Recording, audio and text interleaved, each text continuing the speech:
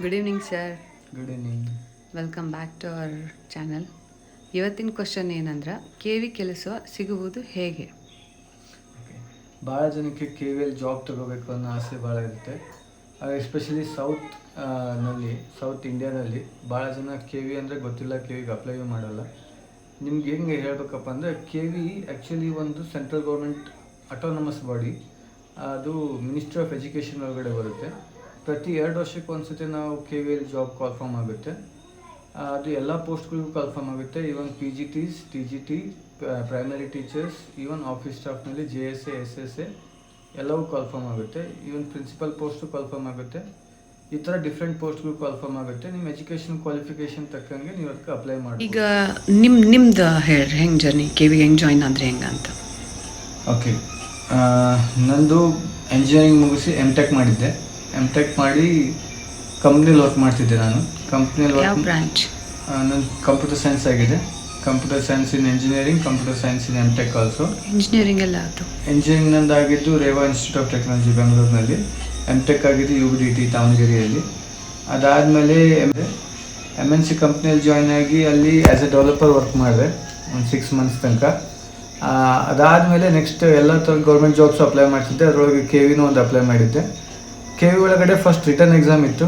ಆ ರಿಟರ್ನ್ ಎಕ್ಸಾಮ್ಗೆ ಹೋಗಿ ಅಟೆಂಡ್ ಮಾಡಬೇಕು. ಎಲ್ಲ ಮೋಸ್ಟ್ ಪ್ರಾಬ್ಲಿ ಬೆಂಗಳೂರಿನಲ್ಲಿ ಇರುತ್ತೆ ರಿಟರ್ನ್ ಎಕ್ಸಾಮಿನೇಷನ್. ಕರ್ನಾಟಕದಲ್ಲಿ ಸೆಂಟರ್ಸ್ ಇರುತ್ತೆ, ಅಲ್ಲಿ ಹೋಗಿ ಅಟೆಂಡ್ ಮಾಡಬೇಕು. ಅದರೊಳಗೆ 2 ಥರ ಪೇಪರ್ಸ್ ಇರುತ್ತೆ.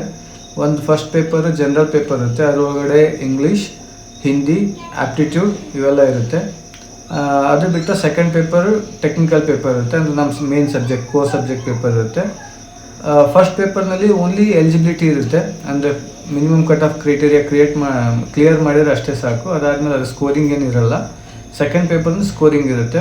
ಸೆಕೆಂಡ್ ಪೇಪರ್ ನೀವು ಎಷ್ಟು ಸ್ಕೋರ್ ಮಾಡ್ತೀರೋ ಅದ್ರ ಮೇಲೆ ನಿಮ್ಮದು ರ್ಯಾಂಕು ಅಥವಾ ಇದು ಡಿಪೆಂಡ್ ಆಗುತ್ತೆ.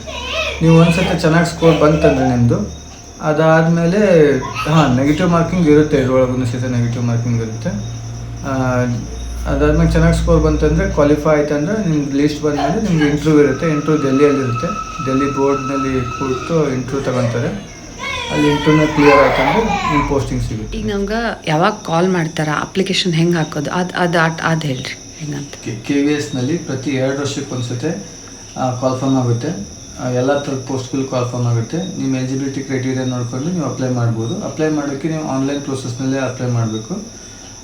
ಫಸ್ಟ್ ಯಾವಾಗ ಕಾಲ್ ಆಗುತ್ತೆ ಅಂತ ನೋಡೋಕ್ಕಂದ್ರೆ 2 ವರ್ಷಕ್ಕೆ ಒಂದ್ಸತಿ ನೀವು KVS ವೆಬ್ಸೈಟ್ನಲ್ಲಿ, ಸಂಘಟನೆ ವೆಬ್ಸೈಟ್ ಅಥವಾ ರೀಜನಲ್ ಆಫೀಸ್ ವೆಬ್ಸೈಟ್ ಅಥವಾ ಯಾವುದೇ ಸ್ಕೂಲ್ ವೆಬ್ಸೈಟ್ನಲ್ಲಿ ಇನ್ಮೇಲೆ ನೀವು ಅಪ್ಡೇಟ್ಸ್ ಕೊಡ್ತೀರಲ್ಲ. ಓಕೆ, ಕಾಲ್ ಫಾರ್ಮ್ ಆದರೆ ಪಕ್ಕ ನಿಮ್ಗೆ ಅಪ್ಡೇಟ್ಸ್ ಕೊಡ್ತೀನಿ.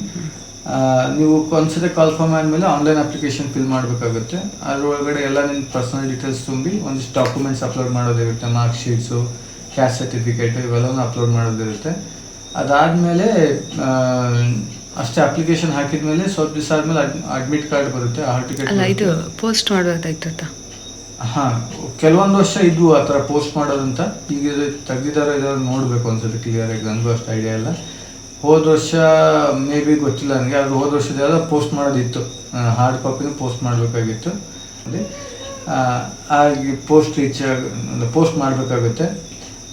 ಪೋಸ್ಟ್ ಮಾಡಿದಾದ್ಮೇಲೆ ನಿಮ್ಗೆ ಹಾಲ್ ಟಿಕೆಟ್ ಬರುತ್ತೆ. ಹಾಲ್ ಟಿಕೆಟ್ ಪ್ರಕಾರ ನೀವು ಡೇಟ್ ಯಾವಾಗಿರುತ್ತೋ ಅವಾಗ ಎಕ್ಸಾಮ್ ಸೆಂಟ್ರಿಗೆ ಹೋಗಿ ಎಕ್ಸಾಮ್ಸ್ ಅಟೆಂಡ್ ಮಾಡೋದು. ಎಕ್ಸಾಮ್ಸ್ ಅಟೆಂಡ್ ಮಾಡಿದ್ಮೇಲೆ ನಿಮ್ದು ಎಕ್ಸಾಮ್ಸ್ ಕ್ಲಿಯರ್ ಆಯ್ತಂದರೆ, ರಿಟರ್ನ್ ಕ್ಲಿಯರ್ ಆದಮೇಲೆ ವೈವಾ ಇರುತ್ತೆ. ವೈವಾ ಕ್ಲಿಯರ್ ಆದಮೇಲೆ ರಿಸಲ್ಟ್ಸ್ ಅನೌನ್ಸ್ ಆಗುತ್ತೆ. ರಿಸಲ್ಟ್ ಅನೌನ್ಸ್ ಆದಮೇಲೆ ನಿಮ್ಗೆ ರೀಜನ್ಸ್ ಕೊಡ್ತಾರೆ. ಫಸ್ಟ್ ಆ್ಯಕ್ಚುಲಿ ನಿಮ್ಗೆ ಒಂದ್ಸತಿ KV ಕೊಡೋಲ್ಲ. ನಿಮ್ಗೆ ಹೈದ್ರಾಬಾದ್ ರೀಜನ್ಗೆ ಹಾಕಿಲಾಗಿದೆ, ನಿಮಗಿಲ್ಲ ಗುವಾಹಟಿ ರೀಜನ್ಗೆ ಹಾಕಲಾಗಿದೆ ಅಂತ. ನೀವು ಯಾವ ರೀಜನ್ ಒಳಗೆ ವರ್ಕ್ ಮಾಡಿರಿ ಇಲ್ಲಿ ತನಕ? ನಾನು ಫಸ್ಟ್ ಅಪಾಯಿಂಟ್ಮೆಂಟ್ ಆಗಿದ್ದು ಹೈದ್ರಾಬಾದ್ ರೀಜನ್ನಲ್ಲಿ. ಹೈದ್ರಾಬಾದ್ ರೀಜನ್ ಮುಗಿಸ್ಕೊಂಡು ಮತ್ತೆ ಬೆಂಗಳೂರು ರೀಜನಿಗೆ ಬಂದೆ. ಬೆಂಗಳೂರು ರೀಜನ್ಗೆ ಯಾವಾಗ ಬಂದರೆ ಎಕ್ಸಾಕ್ಟ್ಲಿ? ಬೆಂಗಳೂರು ರೀಜನಿಗೆ ಬಂದಿದ್ದು 2016ನಲ್ಲಿ ಬಂದಿದ್ದು ನಾನು. ಅದಾದಮೇಲೆ ಮತ್ತೆ 2021ನಲ್ಲಿ ಅರುಣಾಚಲ್ ಪ್ರದೇಶಿಗೆ ತಿನ್ಸುಕಿಯಾ ರೀಜನ್ಗೆ ಹೋದೆ. ಅಲ್ಲಿಂದ ಮತ್ತೆ ಮುಗಿಸ್ಕೊಂಡು ಹೋದ ವರ್ಷ ಮತ್ತೆ ಬೆಂಗಳೂರು ರೀಜನಿಗೆ ಬಂದಿದ್ದೆ. ಓಕೆ, 2016 ಯಾಕೆ ಸ್ಪೆಷಲ್? ಐ ಮೀನ್ ಯಾವಾಗ ಬಂದ್ರಿ ಆಂಧ್ರದಿಂದ? ಆ್ಯಕ್ಚುಲಿ ನನ್ನ ಮ್ಯಾರೇಜ್ ಫಿಕ್ಸ್ ಆಗಿತ್ತು. 2016ನಲ್ಲಿ ನನ್ನ ಮ್ಯಾರೇಜ್ ಇದ್ದಿದ್ದು. ಮ್ಯಾರೇಜ್ಗಿಂತ ಫ್ಯೂ ಮಂತ್ಸ್ ಮುಂಚೆ ಎಂಗೇಜ್ಮೆಂಟ್ ಆಗಿ 1 ಮಂತ್. ಎಂಗೇಜ್ಮೆಂಟ್ ಆಗಿ 1 ಮಂತ್ಸ್ನಲ್ಲಿ ನಾನು ಟ್ರಾನ್ಸ್ಫರ್ ಆಗಿ ಮತ್ತೆ ಇಲ್ಲಿಗೆ. Lucky you are. Yes, my wife is also lucky. Yes, thank you. Then ಆಂಧ್ರದೊಳಗೆ ಎಲ್ಲಿದ್ರಿ? ಎಲ್ಲಿ ಪೋಸ್ಟ್? ಆಂಧ್ರದಲ್ಲಿ ಗುಂಟೂರು ಡಿಸ್ಟಿಕ್ನ ಸೂರಲಂಕ ಅಂತ ಪ್ಲೇಸು. ಅಲ್ಲಿ ವರ್ಕ್ ಮಾಡಿದ್ವಿ, ಏರ್ಫೋರ್ಸ್ ಸ್ಟೇಷನ್. ಅದು ಇದೇನು Sri Lanka is out of country ಅನ್ಸಿತ್ತು. ಇವನ್ ನಾನು ಸಹಿತ ಫಸ್ಟ್ ಟೈಮ್ ನೋಡಿದಾಗ ನನಗೂ ಹಂಗೆ ಅನ್ಸುತ್ತೆ. ಸೂರ್ಯಲಂಕಾ ಅಂತ ಪೋಸ್ಟಿಂಗ್ ನೋಡಿದಾಗ ನೀವು ಶ್ರೀಲಂಕಾ ಮ್ಯಾಪ್ ಹಾಕಿ ಹುಡುಕಿದ್ರೆ ಸಮುದ್ರದಂಗೆಲ್ಲ ತೋರಿಸ್ತಿದೆ, ಈ ಕಡೆ ತೋರಿಸೋದು ಆ ಕಡೆ ತೋರಿಸ್ತೈತೆ, ಆ ಕಡೆ ಈ ಕಡೆ ತೋರಿಸ್ತೈತೆ ಗೊತ್ತಾಗ್ತದೆ. Nice nice. ಮತ್ತು ಬೇರೆ ಇದು ಅಂಡಮಾನ್ ನಿಕೋಬಾರ್ನಾಗ ಆಯ್ತಾ ನಿಮ್ಗೆ ಐಲ್ಯಾಂಡ್ಸ್? ಅಂಡಮಾನ್ ನಿಕೋಬಾರ್ನಲ್ಲಿ 2-3 ಕಿವಿ, ಇದೆ. Port Blair. Port Blair 1, port Blair 2 ಅಂತ. ಅದು ಭಾಳ ಜನ ಎಂಪ್ಲಾಯೀಸ್ ನಮ್ಮ ಫ್ರೆಂಡ್ಸ್ ವರ್ಕ್ ಮಾಡಿ ಬಂದಿದ್ದಾರೆ ಅಲ್ಲಿ. Nice nice nice nice nice. ಈ ಸಲ ಪ್ರಿಲಿಮ್ಸು ಮೇನ್ಸೇ ಇಡ್ಬೋದು. Okay okay okay. ನೀವು ಎಕ್ಸಾಮ್ ಬರೆದಾಗ ಒಂದು ಎಕ್ಸಾಮ್. ಇತ್ತು. Thank you so much once again. Thanks.